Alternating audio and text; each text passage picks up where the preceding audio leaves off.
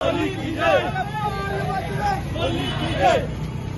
के गद्दारों को गोली मारो, गोली मारो। देश के गद्दारों को फांसी दो, फांसी दो।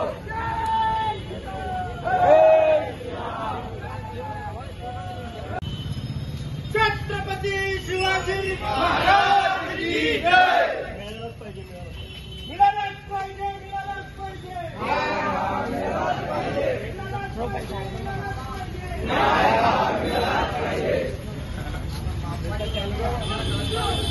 मातरम मातरम वंदे मातरम मातरम मातरम वंदे। असेल की उरणमध्ये ही जी झालेली घटना आहे ही या देशात वाढलेलं परत एक लव जिहादचं प्रकरण आहे।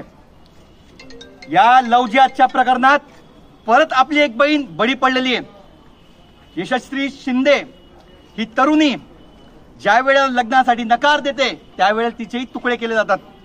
याआधीही या देशात बऱ्याच अशा घटना झालेल्या आहेत। अशाच प्रकारे लव जिहादची घटना आताही झाली आहे।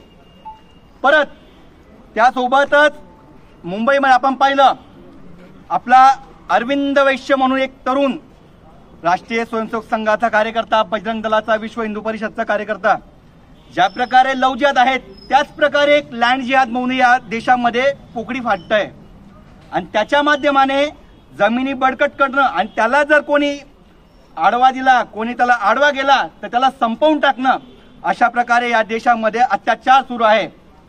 तर ह्या ज्या गोष्टी या घडायला नको आणि यापुढे जर घडलं, आपल्या शहरात जरी घडलं तर याला प्रत्युत्तर देण्यासाठी हिंदू समाज नेहमी सज्ज असेल।